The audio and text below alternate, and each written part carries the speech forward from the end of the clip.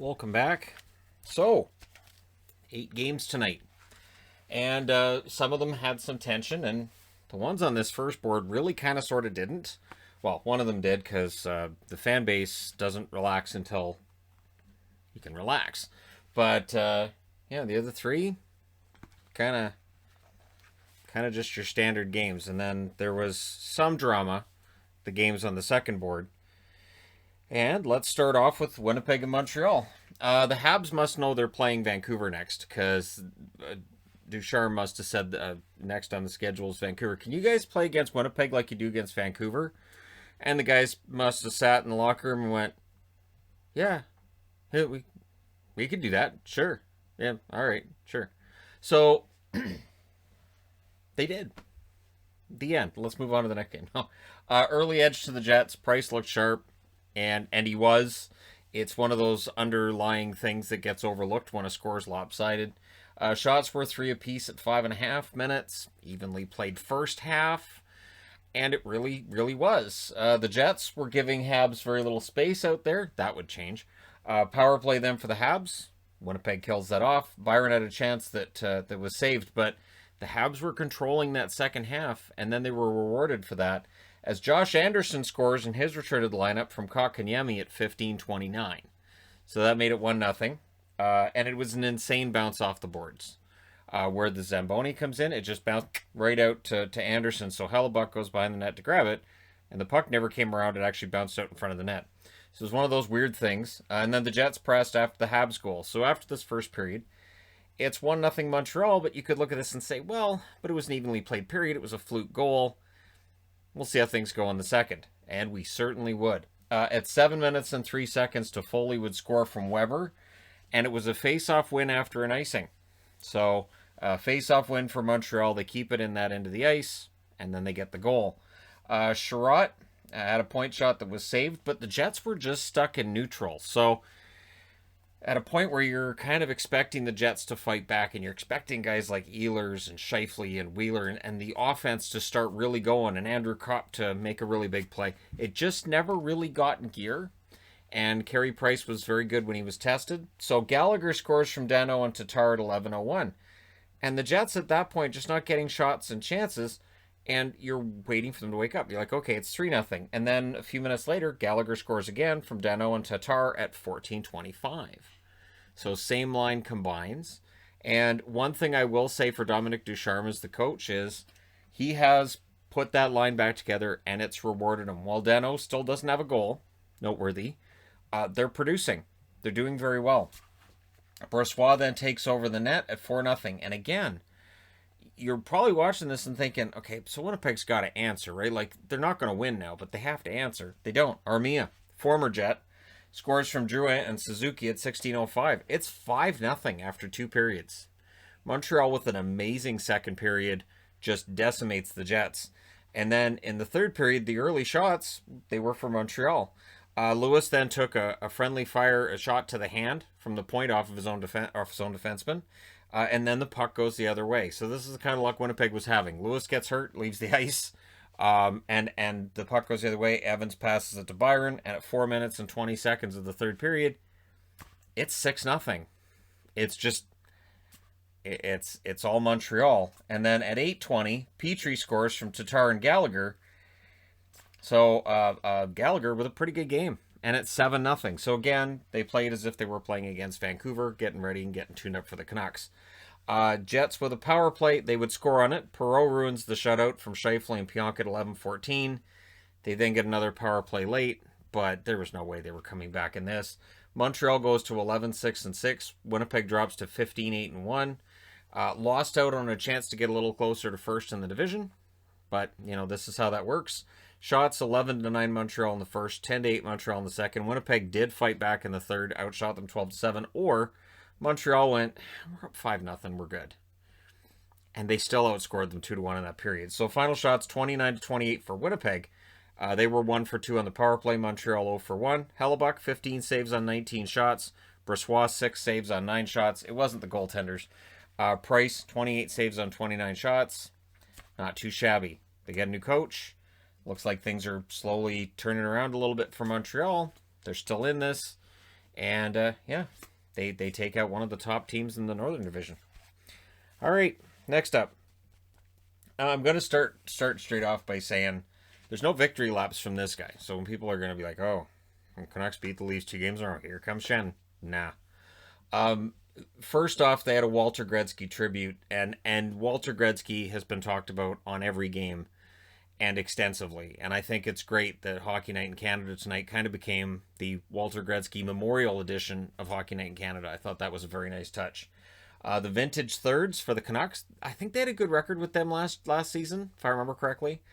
And early chances for the Leafs in this game. In fact, the shots were 4-0 2 minutes in. The reason the result ends up the way it does, Thatcher Demko. It was, we've started calling it Bubble Demko. Yeah, that's basically what it is. And over his last 5 games, he now has a save percentage of around like 950, something ridiculous. Goal for the Canucks when they get a power play, and it's Brock Besser from Miller and Horvat at 4:39. Now, I normally do my little, run upstairs and tell the wife when Besser scores with my Besser thing, but she wasn't here, so I recorded a voice sample and sent that to her on Messenger. Didn't tell her he scored. I just yelled Brock Besser into my phone and then sent it to her. In my best Paul Heyman voice that I can do. Leafs then tried to answer. It's what I do. I don't care if they're winning or losing. I just think it's fun. And it's his first goal in I think 8 games. Demko was tested as the Leafs push. In fact, at the halfway mark, the shot attempts were 15-6 for Toronto, but they were behind. However, in the second half of the period, as Toronto continues to push, Tavares scores from Kerfoot and Hall at 15:56. So Toronto ties up the game. Anderson then stopped a chance from Höglander. Höglander is looking more confident, and I think his two-way game seems to be getting better as the season goes along. So Höglander may never be like a huge superstar scoring forward, but pretty decent top 6. Leafs then pressed in the final 2 minutes, and you come out of this first period with the idea that the Leafs are the better team. And I thought that too, and I thought, okay, well, Demko's playing well. The Canucks lose this one. That's okay. They're not making the playoffs. I'm still saying they're not making the playoffs. They need to go on a huge run from here. But, at least they're showing some fight, and that's what I've wanted to see is the effort. Second period, VC would score from Brody and Spets at 3 minutes and 4 seconds. 2-1 for Toronto. And again, it reflects the play. Toronto was playing better. Canucks try to answer. Anderson was standing his ground. Power play for the Leafs. And then there's a shorthanded break for Brennan Sutter that's saved. Höglander with a near miss. The Leafs then had a 2-on-1, which was defended well. And we go to the third period, still 2-1 lead for Toronto. In the third, early chances for the Leafs. In fact, 6.5 minutes into this period, the shots were 9-0 Toronto. So if you talk to Leaf fans after this game, they'll try to tell you, it's just a crap game. It's just terrible. No, Demko was stealing it. Power play them for the Canucks, and it works. So Toronto's penalty kill failed them tonight. Horvat scores the power play marker from Besser and Miller at 8:49. And then the momentum swing was huge. Miller scores a beautiful goal from Besser and Edler at 9:31. This is, of course, Edler's 900th career game, so he gets an assist in it. And it went off Riley's foot. So it went off Riley's foot to Miller. If Morgan Riley, if that had been his stick and he clears it out, it's a 2-2 tie. Goes off his foot, right to Miller. It's 3-2 for Vancouver. Kerfoot then had a chance that wouldn't go. The Leafs did press. They absolutely did. And Demko was fantastic, stood on his head. And it reminded me of Markstrom last year. I was having flashbacks to what Markstrom would do for the Canucks last year, where they're getting outshot, outchanced, and they have a lead. Höglander celebrated. The referee didn't seem to see it. So a puck goes in the net, and Höglander's like, yep, that's a goal. And everything sort of stops. And like, well, fine, we'll go take a look at it. And it was in. Höglander from Schmidt at 16:51. And suddenly it's 4-2 Vancouver. And that goal seemed to kind of come out of nowhere for Vancouver. It's that kind of break they just haven't been getting all year. So they pull the goalie with 1 minute and 45 seconds left. And Toronto doesn't come out of tonight with the win. They dropped to 18-6-2. They lost both against the Vancouver Canucks, who are now 11-15-2. They're still pretty far out. Like, they've played more games than everybody else. Their winning percentage just isn't where you want it to be. I still can't see it. But again, I like to see the effort. I like to see the result. And I like to see the young players on the Canucks coming through, and especially since this is the second game in a row, they don't have Pettersson. So the shots in this one, 15-9 Toronto in the first, 14-11 Vancouver in the second, 13-8 Toronto in the third. Final shots, 39-31 for Toronto. Power plays, Toronto 0 for 1, Vancouver 2 for 2. That's the difference tonight. Also, Anderson, 27 saves on 31 shots. Demko, 37 saves on 39 shots. A very Markstrom-like performance by Bubble Demko, as Canuck fans may be calling him at this stage for good reason. This is the way he played against Vegas, and it's exciting to watch. All right, next up, Minnesota. Minnesota either cooled off tonight or Arizona watched my video this morning, or maybe they both did. So this morning in the preview, I said that I'd like to see the Space Coyote. I'm not going to see the Space Coyote for the review because they don't win wearing the Space Coyote. They wore it tonight. Now, so did Minnesota, so that gives them a little bit of a leg up, just a little bit. But Minnesota's won wearing their reverse retros. So I had some concern in the beginning, and it wasn't made better as the game went along, keeping in mind that my wife, one of her favorite teams is Minnesota. So at the same time, I'm kind of like, this feels wrong, but I want the Space Coyote to win. So both teams wearing them. And Arizona with some lineup changes coming into tonight. Tocchet was not shy about saying there were some passengers in the last game and broke up some lines. Huge changes. The shots were 2-2 5 minutes in. It was a whistle-filled first 5 minutes as well. Both teams kind of, a little bit scrambly out there. Zuccarello had a chance that was denied. The Coyotes had some control in this game, but very few shots. And a feed to Kaprizov was a near miss. And then Matt Dumba gets the first goal of the game. He scores from Bukestad and Parisi at 14-20. The Coyotes had failed to clear the crease. There was some debate about whether or not they might challenge it. They didn't. And I think that was the right call. And then Jordan Greenway scores at 15-12. And that shot just flat out surprised Kemper. I don't think Kemper was expecting it. So it's 2-0 in favor of Minnesota. And with 3:50 left, the Coyotes go to a power play. It's also worthy of note that we're around the 4-minute mark left in the first period, and they had 3 shots. Arizona had 3 shots with 4 minutes left in the third period of the last game between these two, so that had to sort of feel really familiar to Arizona, and in the bad way. Foligno and Hayden then had a fight. So Marcus Foligno really playing that leadership role to its hilt in Minnesota. So in the second period, first minute chance for Schmaltz, and then there's a goal. Krause scores from Garland and Schmaltz at 1:25. About time Lawson Krause gets on the board. Huge physical guy, good speed, good hands, and finally gets rewarded with a goal. Power play then for the Wild. And during that, a shorthanded break for Fisher. Talbot makes the saves because Minnesota's power play is terrible. I don't understand why, but the numbers will tell you it's terrible. According to who's on their team, it'll get better, but when? Not tonight. Coyotes then get their turn, and then we get like a minute of 4-on-4, and then there's a minute of a power play the other way. At the end of all of it, at 13:32 of the second period, Chychrun would score from Larson and Brassard. So Chychrun with another goal for Arizona continues his really solid run on their blue line. Coyotes then push for the lead late, and with 22.8 seconds left in the second period, they get a power play. So Arizona's tied up the game. They've got all the momentum, and they have a power play to start the third. Third period, the Wild penalty kill opened it and killed it off. Talbot also robbed Pitlick during that.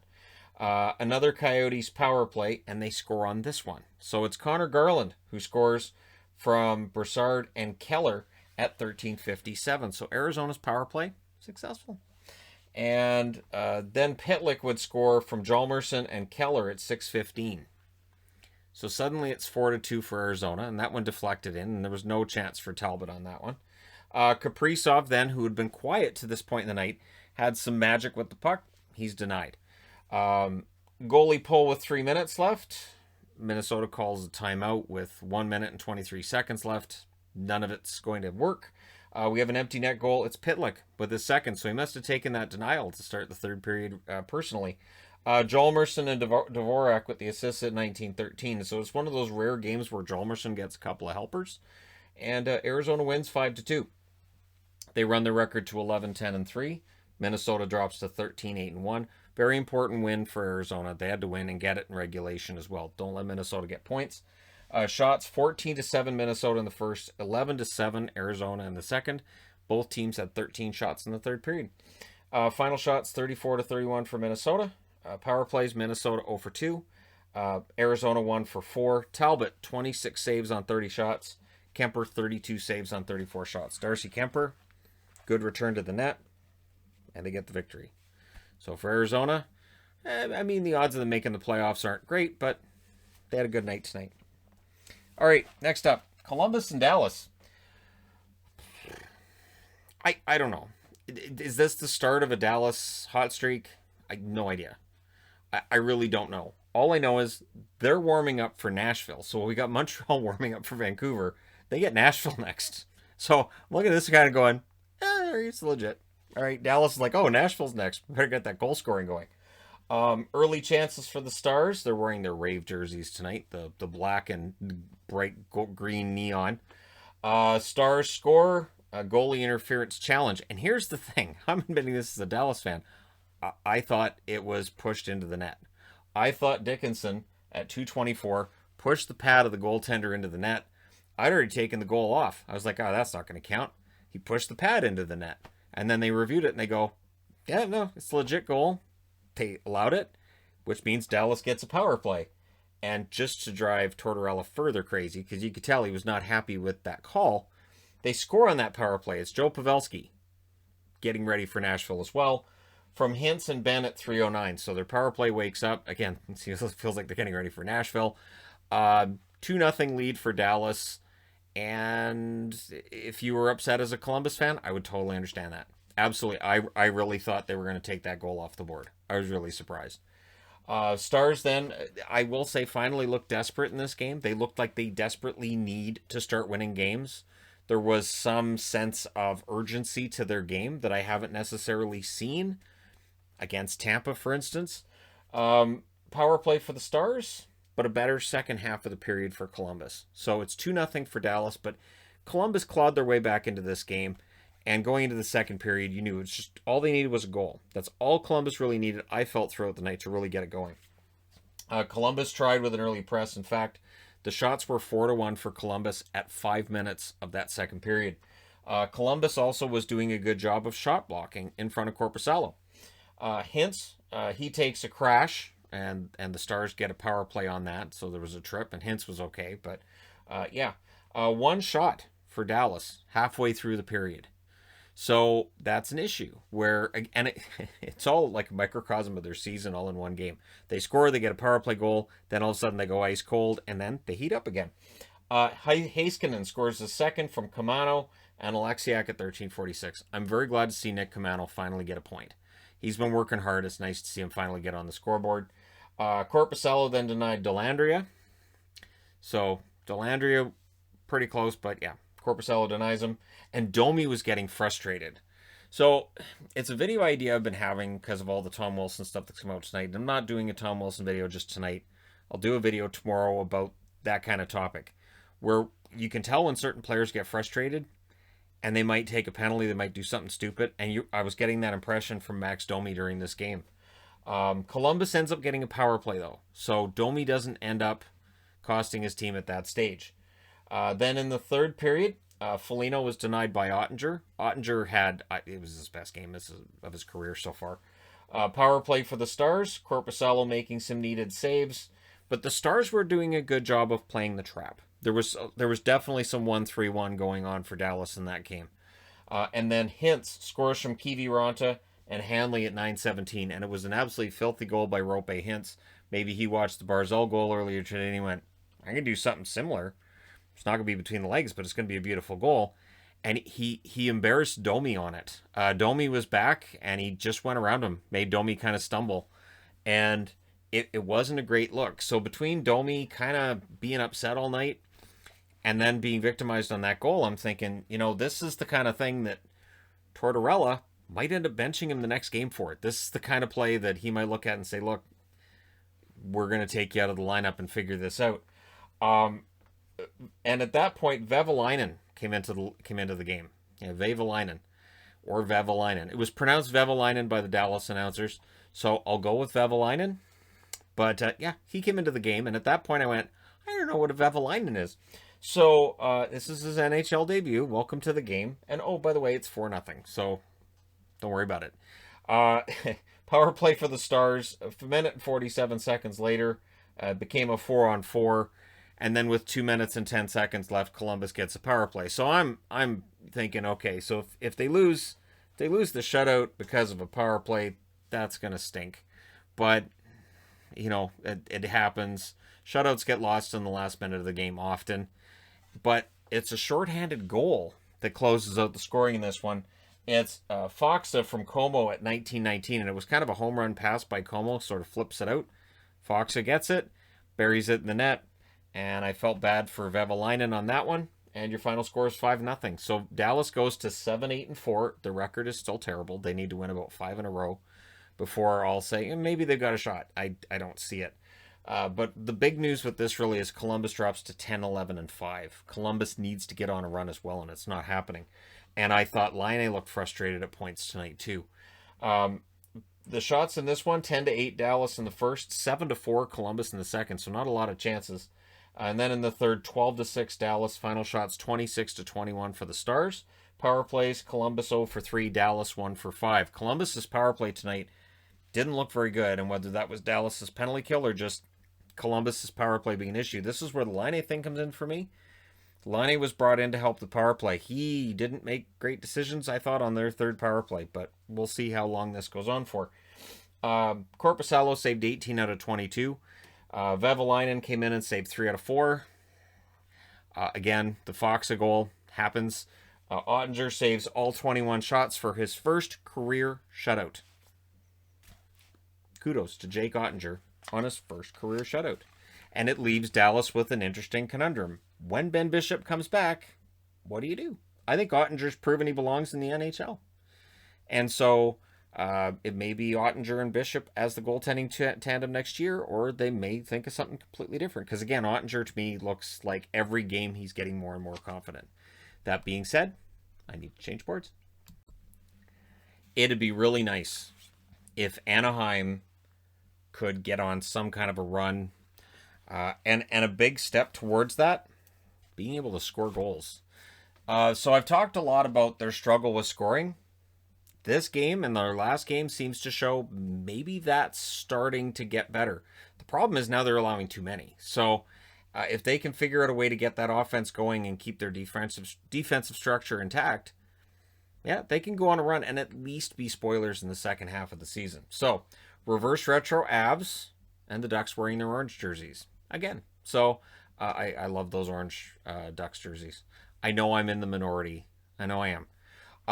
When I do the jersey countdown this coming summer, don't be mad when the Ducks orange jersey is higher up than people think it'll be.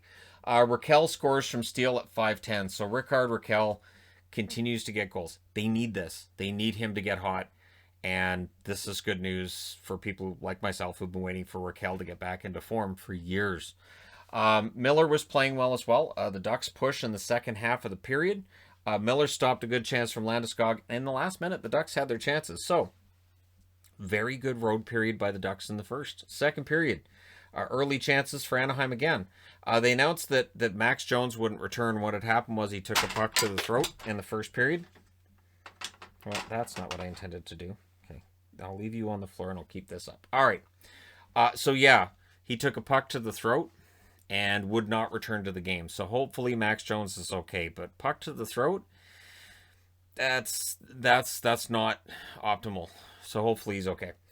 Terry would then score from Henrique and Maher at 4:26. Troy Terry's been an exercise in frustration for Ducks fans to this stage of his career. And tonight it feels like maybe he's coming out of it. And again, if these guys start to fulfill that potential, who knows? And this was without Zegras in the lineup tonight. So we'll see. The Avs could not get sustained pressure. They just weren't getting it. Power play, though, for the Avs, and then it changes. Miller denies Rantanen, but then O'Connor with a nice fast break goal, and this was after the power play ended. Nichushkin and Taves with the assists at 12:06. So, Nichushkin, he's keeping it up. Nichushkin, I guess you watched my video the other day. Anyways, fast break goal, and then the Avs get a power play. They don't score on that, but Rantanen would score from Gerard at 17:36.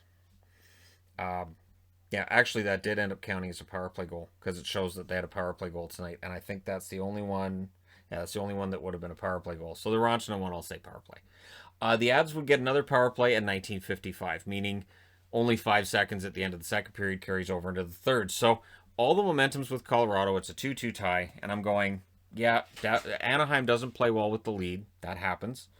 And so we're going to the third period as tied, and I kind of expected a meltdown by the Ducks. But Miska as the goaltender,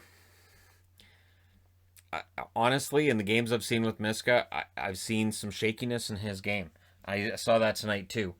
And he came out and played some defense in that third period too. And I thought, did he just puck handle that outside the trapezoid? But I guess he didn't, but he got really close. Ducks kill off the power play. Shots were 1 apiece at 5 minutes. Miller stopped a long shot. The Ducks seemed off. And then Landeskog scores from Rantanen and Girard at 6:03. And then 24 seconds later, Brandon Saad scores from Burakovsky and Kadri at 6:27. I wrote Burakovsky twice there. No idea why. There was a lot of goals happening at the same time. Must have been something to do with that. So Burakovsky did not get 2 assists on the same goal. He's good. He's not that good. So, 4-2. And at that point, I'm like, all right, so Ducks are done. And I'm sure for Ducks fans, they were probably thinking the same. I hope you didn't turn the game off at that point. Anaheim presses at 9 minutes. The Avs were doing some shot blocking, but then at 13:03, it's Terry with his second of the game from Fowler and Comtois. So at 13:03, suddenly it's 4-3. And Colorado, I thought they kind of folded at that point. Miller, some game-saving saves as well during this. Power play then for the Ducks. Jost had a shorthanded break that was denied, and Miller did well on breaks tonight. And then Shattenkirk on the power play from Raquel and Henrique at 17 minutes and 10 seconds. So Anaheim's power play, which has been abysmal at times for years, and it comes through tonight, and it forces overtime. In overtime, the Ducks had a power play. They call a timeout, and they score on that power play. It's Getzlaf from Raquel and Shattenkirk at 1 minute and 59 seconds. So Raquel with a goal and an assist. Getzlaf with the game winner in overtime. They win 5-4. They go to 7-12-6. For the Avs, they drop to 13-7-2. Had to be a disappointing result for Colorado. You want 2 points in every game against those California teams. And so we'll see if that costs them a spot later on. They had to feel good that Minnesota lost in regulation tonight, so they still gain a point on Minnesota. Shots, 12-11 in favor of Anaheim in the first, 13-6 Colorado in the second, 9-7 Colorado in the third, 2-0 Anaheim in the overtime. Final shots, 33-27 for Colorado. Power plays, Anaheim 2 for 2, Colorado 1 for 3. Miller, 29 saves on 33 shots. Miska, 22 saves on 27 shots. This is 389 wins for Ryan Miller. He has now tied Dominik Hasek on the all-time wins list. I'm not saying he's better than Hasek. Nobody will ever make that claim. But he's tied Hasek on the wins list, and good for him. He's not going to hit 400 this year. I can't see him getting 11 more before the season's over. I'm pretty sure this is going to be his last season. It would have been nice to see him get 400 before the end of his career. I'm still keeping my fingers crossed that'll happen, but we'll see. All right, next up. St. Louis and LA. These teams are very close. And tonight, St. Louis kind of went through what we've seen some other teams go through. And it's surprising because they started off looking really good. It was the Silver Kings jerseys, so they were wearing their thirds. I haven't seen the fourth jerseys, which are the Kings late 1980s throwbacks, the Gretzky era. Haven't seen them this year. I think they're wearing them, but that would mean they're wearing 5 different jerseys this year, right? So Perron scores from Shen at 25 seconds because he doesn't care about the jerseys, so he just scores. No chance for Quick on that one. The shots were 5-3 for the Kings at 4 minutes. Kings were playing well. And then Walker scores from Blaine at 4:38. So shots don't matter. 2-0. The Kings press at 5.5 minutes. The Blues get a power play. They score on it.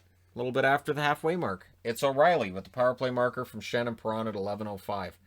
It's 3-0 Blues. And this looks like it's on its way to a laugher. This game's basically done. But Kopitar scores from Iafallo and Anderson at 13:08. That makes it 3-1, entering the second period. The Blues with a push at 5 minutes. Blaine nearly got a break. That was defended well. The Kings get a power play. It's killed off by the Blues. Quick stops a chance for Falk.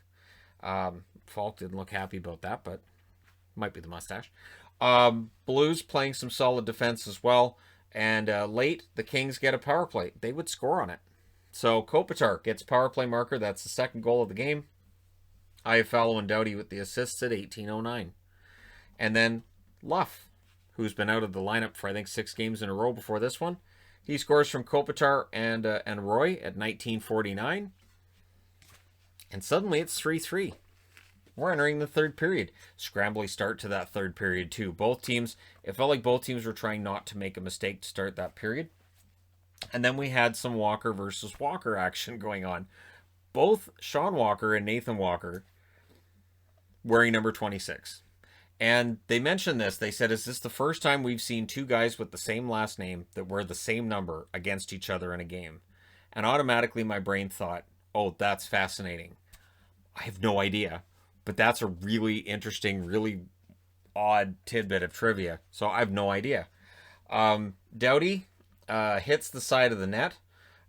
Kings, they get a power play. It turns into a 4-on-4 then for 56 seconds after that.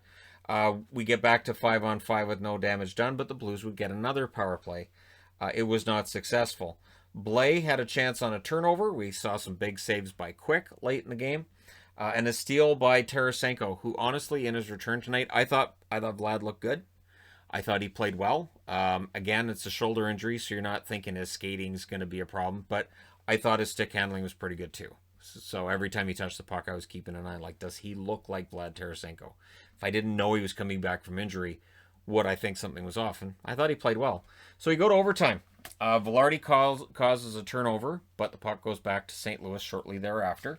Tarasenko nearly ended this. It was so close. And it was just one of those plays where there's a net, and he just doesn't quite get it. Then it goes the other way, and Kempe scored from Velarde and Walker at 1:45. So Nathan Walker gets on the board with the secondary assist, and Velarde with the primary over to Kempe. And Tarasenko after the game did not look happy with how that turned out. So St. Louis loses this one 4-3 to the Kings in overtime. I love this rivalry. These guys are great. The Kings go to 10-8-5. I still think at this point, LA's probably not going to make it, but St. Louis drops to 14-8-3, and we'll see what happens. But the Kings need to go on another run. They need to go on another run, and they need to make sure too that run's in regulation. Gaining 1 point is good. Gaining 2 points is way better. Shots in this one, 12-11 LA in the first. Both teams had 8 shots in the second. In the third period, 11-6 LA. In the overtime, LA had all 3 shots. Final shots, 34-25 for the Kings. Power plays, 1 for 2 for St. Louis, 1 for 3 for LA. Binnington, 30 saves on 34 shots. Jonathan Quick, 22 saves on 25 shots. Neither goalie had world-beating numbers, but I thought they played better than the numbers might tell you.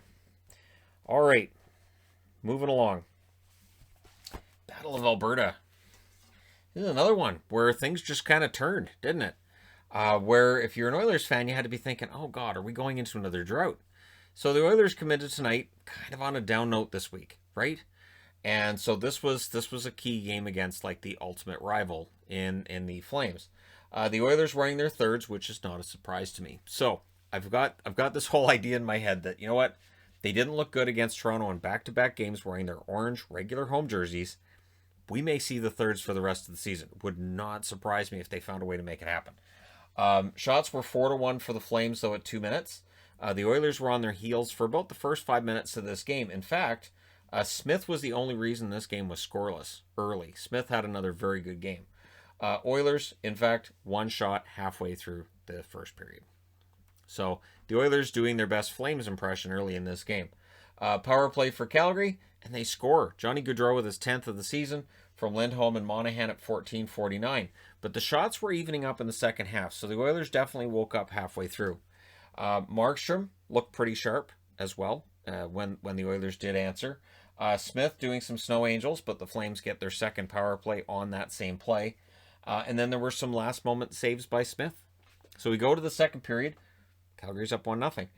The Oilers get a power play. It ends up with 3 shots. Markstrom had a really nice stop on McDavid during that power play.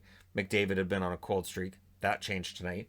Draisaitl goes to the box. He had taken the the penalty as well early in the second. He was in the box twice in that second period, and it looked like they were doing their best to get to him, and it was kind of working at that stage of the game. Smith denies Rasmus Anderson.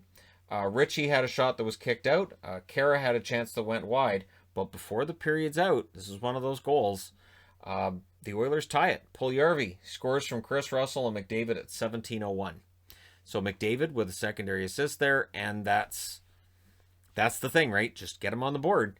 We go to the third period. Early in the third, Calgary gets the lead back. It's Noah Hanifin with his first in 45 games. And it was a 5-hole goal. So it was one of those ones, too, on replay. You'd look at it and go, Smith probably should have had that. But Smith saved so many pucks tonight that I think you can allow him this. Lindholm and Dubé with the assists at 142. So you go nuclear option, right? So nuclear option in Chicago would mean putting Taves and Kane together in a normal season where they're both out there. And for the Oilers, it feels like they have the nuclear option of, okay, Draisaitl and McDavid are going to be on the same line for a while. So they were out there, and it works. Yamamoto from Draisaitl McDavid at 6:07. So this is a tie game again. So Calgary just can't put Edmonton away. McDavid then tried for the lead. Things get scrummy at the Flames net. The Oilers were pushing really hard for the lead. I think they understood that if this losing streak hits 4, that it could get a lot worse. And they really desperately wanted this win tonight. And also they wanted to make sure they had a bigger lead over Calgary. They didn't want Calgary to get any closer to them. Tkachuk takes a penalty. The Oilers get a power play on that. Both goalies making some very big saves late in this game. Both goalies playing very, very well. Smith denies Hanifin. And then McDavid. Your game winner is Connor McDavid. He scores from Yamamoto and Chris Russell at 16:15. Calgary would pull the goalie with 1:40 left. Gaudreau had a chance with about 10 seconds left that misses high. And the Oilers win 3-2. They go to 15-11. Calgary 11-12-2. And again, I thought Ryan Huska, considering he's the interim coach, thrown into the role, I thought he did a decent job tonight. And we'll see what Daryl Sutter can do with this team when he arrives early next week. Shots 21-10, Calgary in the first period. Yeah, great first period. And then the Oilers kind of controlled it from there. 12-7 in the second and 11-8 in the third. Final shots 36-33 for Calgary. Calgary goes 1 for 3 on the power play. Edmonton 0 for 2. Markstrom 30 saves on 33 shots, and Mike Smith 34 saves on 36 shots for the Oilers. And then anticlimactic. Vegas and San Jose, to me, felt kind of anticlimactic tonight, which is a compliment to Vegas. When I see Vegas go into San Jose, I expect Vegas to win the game. That's just my expectation, and tonight, expectation met. I expect Fleury to have some big saves. I expect to see the Marchessault line absolutely click because they're in San Jose, and they did. Reverse retro Sharks, so they're winless wearing those reverse retros. Vegas controlled. Shots were 7-1 in their favor 8 minutes in. So yeah, Vegas right out of the gate, not messing around. Fleury was sharp. He stops LeBanc. Good chance for him. Sharks were improving in the second half, and then the puck goes the other way and Stone puts it in the net, because this is how it works when Vegas against San Jose. San Jose has opportunities, and then puck goes the other way. Oh, it's in the net. And Stevenson and Pacioretty with the assists at 15:02. So Stone on the board. That's bad news for San Jose as well. Sharks try to answer, but Fleury was denying all the late shots. Later, like the shots from San Jose all over, Fleury just said no. I've looked at the record books. I know where I'm in the standings with shutouts. I need to go higher. So, second period, Fleury continued working his magic. 5 shots for the Sharks. 5. The shots were 5-0. And then the first shot of the second period is Tuck, who scores unassisted at 5:01, because that's how Tuck rolls. Tuck and roll? Is there a way to get somebody on his line that somehow you could make their nickname Roll, so it's Tuck and Roll? And then there could be a drop or stop tucking. Anyhow, yeah, he makes it 2-0. Vegas presses, draws a power play, a crossbar for Vegas during the power play. So it was closer to being more embarrassing than it was early. More Sharks chances were being saved. Kane wanted a Vegas power play pretty bad. Evander Kane was letting the referee know he was interfered with. However, Burns turns the puck over in front of the net, goes right to Tuck, And at 1638, he gets, I think that's his 12th of the year now. Yeah, Alex Tuck's having quite the season. So he may end up scoring 25, 26 goals, even though it's only a 56-game season. So Dubnyk then saved her Waugh chance, and Vegas was pressing. But we go to the third period, it's 3-0. The shots were 4-1 for the Sharks at 6 minutes, which, bless them, I guess they thought they had a chance. I kind of knew where this was going. Stone hadn't returned since the second, so he was involved in an incident in the second period. He doesn't return to the game. Might be precautionary. Might be, hey, it's a 3-0 lead. We don't need to worry about bringing Stone in. We'll just let him sit out the rest of the night, and we'll see how he is tomorrow. So, not alarming yet, unless they've updated something since the game ended. But, yeah, Stone was out. And then Smith scored to show, doesn't matter. Marchessault and Pietrangelo with the assist at 11:03. That made it 4-0. So even without their best forward and a great two-way forward, they're still turning this score kind of ugly against San Jose. Vegas then gets a power play. That was killed off. But at this stage of the game, it felt like both teams were just trying to hurry it up. Let's just get her done. Don't want anybody to get hurt. We don't want any kind of incidents going on late here. We're just going to try to kill off the rest of the game. The Sharks get a power play late. It's the only thing that can really keep things interesting, sort of like the Columbus-Dallas game earlier in the night. Is he going to get the shutout? And yes, I already had 65th shutout on the board about halfway through the third period because I knew that he was going to get it. So I don't believe in jinxes. I very often put the shutouts on the board early. Where I'm like, how many does he have? Okay, so Fleury with a shutout, and this was Vegas' game the whole way through. Shots 14-8 Vegas in the first, 14-9 Vegas in the second, and in the third, San Jose outshoots them 7-4. So a lot fewer shots. Final shots 32-24 for Vegas. Vegas 0 for 2 on the power play. San Jose 0 for 1. Fleury saves all 24 shots for his 65th career shutout. He is now one behind Patrick Waugh for 15th on the all-time list. Patrick Waugh was 66. Dubnyk saved 28 out of 32.